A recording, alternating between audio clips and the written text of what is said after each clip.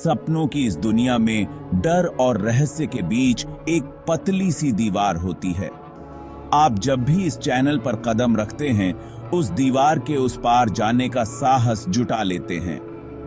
स्वागत है आपका उस दुनिया में जहां अंधेरा हमेशा आपका पीछा करता है और हर कदम पर सिहरन आपकी रगों में दौड़ जाती है।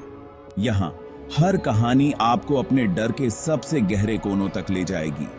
क्या आप तैयार हैं उस अंधेरे से मिलने के लिए जो आपके भीतर छिपा हुआ है? तो चलिए शुरू करते हैं एक और खौफनाक सफर। और इस बार हो सकता है कि आप वापस लौटकर ना आ सकें। यह कहानी रेडिट से ली गई है और इसे बांग्लादेश के एक अज्ञात उपयोगकर्ता ने साझा किया था। आइए उनकी कहानी सुनते हैं। मेरे माता पिता कनाडा में थे जब कोविड-19 आया। मैं हाई स्कूल में था और अपने दादा दादी के साथ रह रहा था। अप्रैल 2020 में कोविड के बढ़ने के बाद हम उन्हें संक्रमण से बचाने के लिए शहर से दूर चले गए। हम जिस घर में गए थे वह पद्मा नदी के बीच एक द्वीप पर था। यह जगह बहुत एकांत थी। द्वीप का आकार बूमरैंग जैसा था। इसका उत्तर पश्चिमी हिस्सा लगभग 4 मील लंबा था और लगभग 30 वर्षों से जल स्तर से ऊपर था। वहीं कुछ लोग और पेड़ थे। लगभग 3 मील उत्तर में एक गांव था जहां हर किसी के पास नावें थीं। द्वीप पर छोटे झाड़ियां, बांस के झुरमुट और 5 ऊंचे ताड़ के पेड़ थे। द्वीप का अधिकांश हिस्सा मेरी ऊंचाई जितनी ऊंची घास से ढका हुआ था।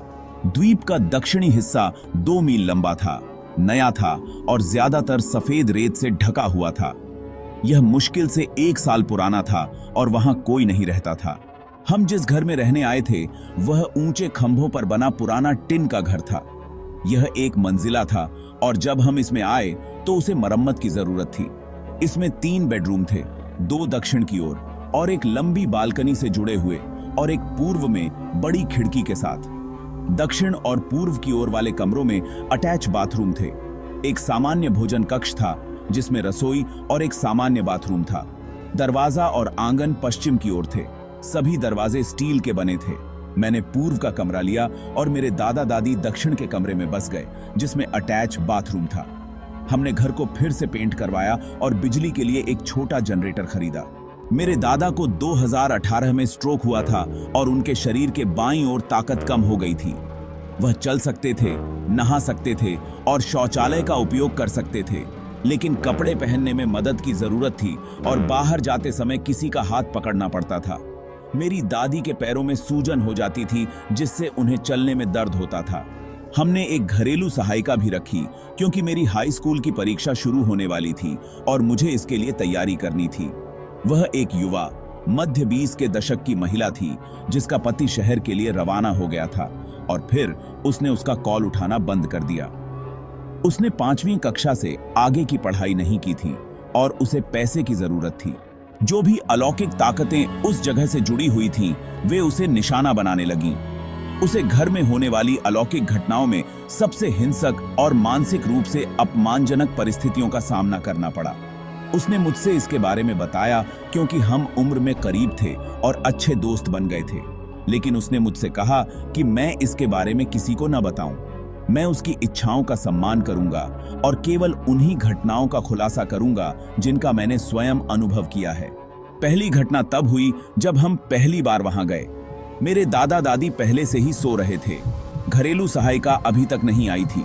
मैं नए स्थान पर सोने के लिए संघर्ष कर रहा था। लगभग 1 बजे रात में मैंने नीचे से कुछ आवाज सुनी।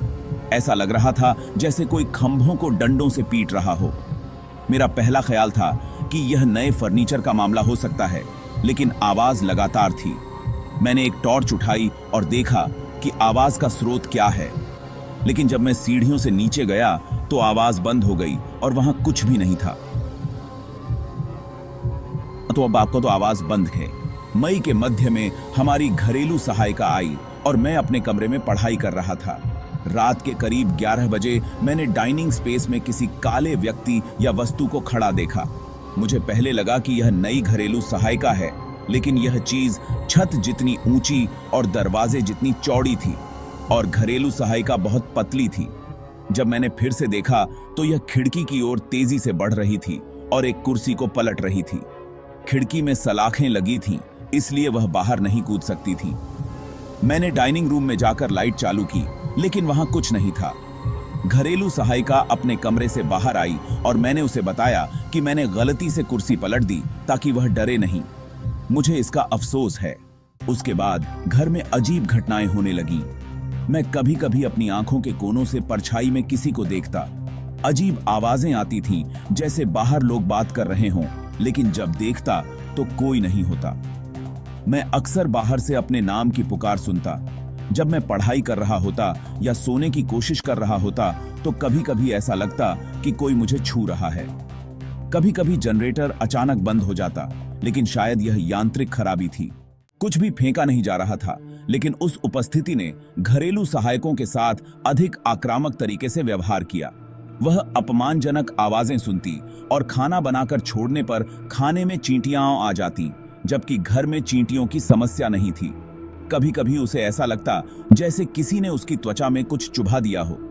यह कीड़े के काटने हो सकते हैं, लेकिन मुझे लगता है कि वे नहीं थे।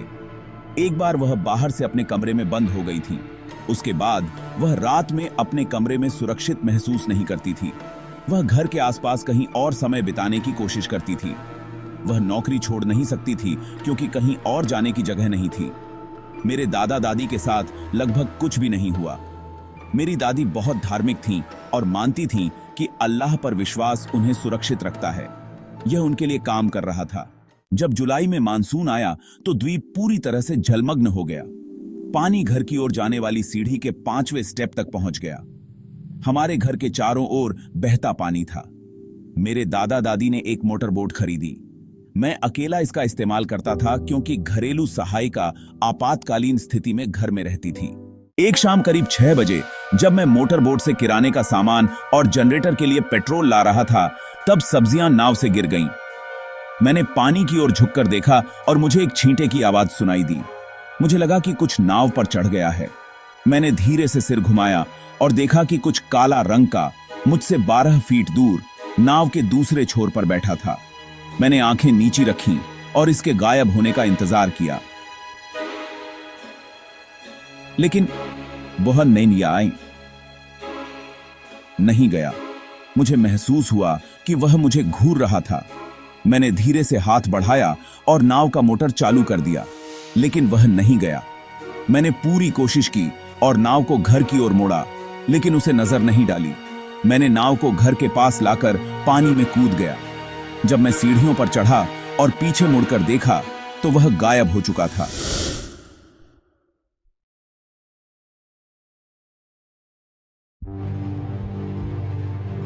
यह कहानी एक 18 साल के लड़के की है जो अपने पिता के कंस्ट्रक्शन साइट पर जाने के बाद हुआ था। आगे की कहानी मैं आपको उनकी जुबानी बताऊंगा। यह उस समय की बात है जब मैं 15 साल का था और अपने स्कूल के दिनों का मजा ले रहा था। मेरे पिताजी का कंस्ट्रक्शन का काम था और एक जगह पर इमारत बन रही थी। हम हर हफ्ते के आखिरी दिन पापा के साथ उस जगह पर जाते थे। अगस्त के महीने का एक रविवार था। हम पापा के साथ कंस्ट्रक्शन साइट पर गए थे और वहां पास में एक झील थी, इसलिए हमने अपना दिन उस झील के पास बिताया और नजारा देखा। हम घर वापस आए और बाहर खाना खाया। अगले दिन मुझे तेज बुखार हो गया और मैं स्कूल नहीं जा सका। यह 3-4 दिनों तक चलता रहा, लेकिन बुखार कम नहीं हुआ और दवाएं भी असर नहीं कर रही थीं। 3-4 दिन बाद दिन में मैं ठीक रहता था, लेकिन जैसे ही शाम होने लगती थी मुझे फिर से बुखार हो जाता था और आधी रात तक मेरा शरीर बुखार से तपने लगता था। दवाएं कोई असर नहीं कर रही थीं। शरीर में दर्द और पैरों में बहुत ज्यादा दर्द होता था।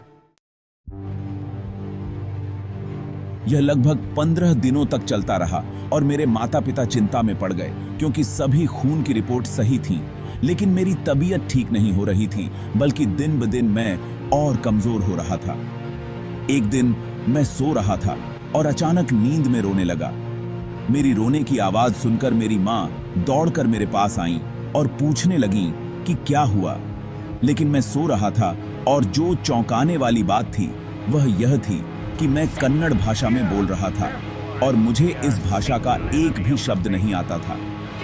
मेरी माँ ने मेरे पिता को फोन किया और तुरंत घर आने को कहा।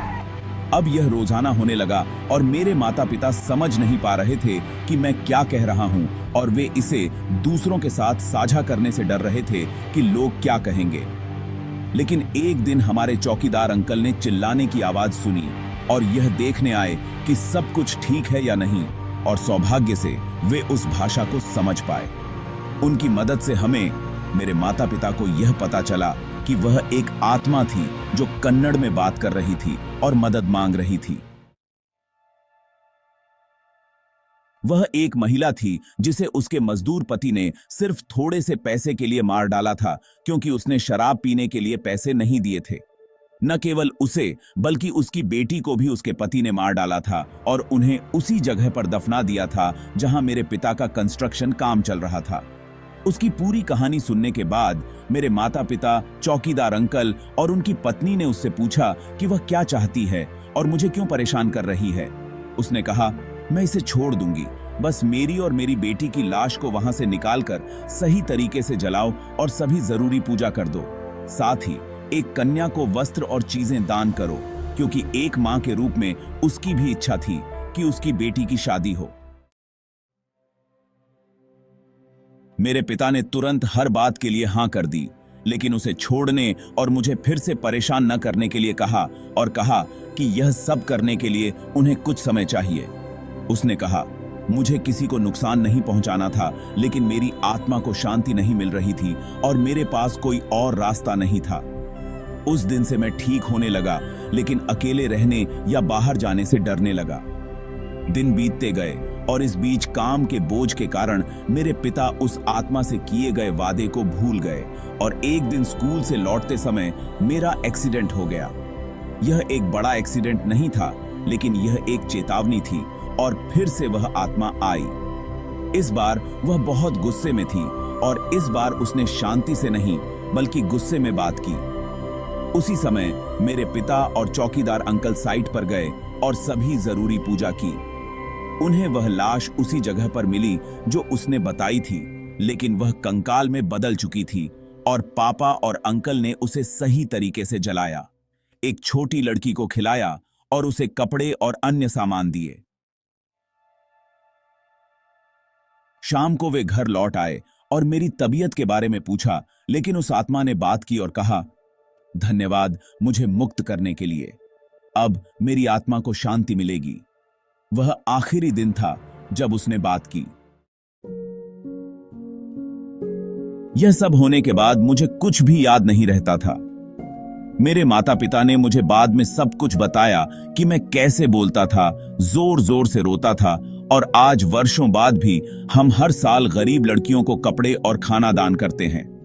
मुझे पता है कि उसने यह सब हर साल करने के लिए नहीं कहा था, लेकिन यह हमारे परिवार के लिए जरूरी हो गया है और मेरे पिता इसे हर साल बिना असफलता के करते हैं। आगे हैं। मुझे राम की है कि हमने आत्माओं और खतरनाक आत्माओं के बारे में सुना होगा, लेकिन वह सच में केवल मुक्ति पाने के लिए आई थी और उसने फिर कभी मुझे नुकसान नहीं पहुंचाया। दोस्तों, अगर इस कहानी ने आपके दिल की धड़कनें बढ़ा दी हैं और आपकी रातें अब चैन की नहीं रहीं, तो समझ लीजिए हमारी मेहनत सफल हो गई है। क्या आप अगली कहानी सुनने का साहस रखते हैं?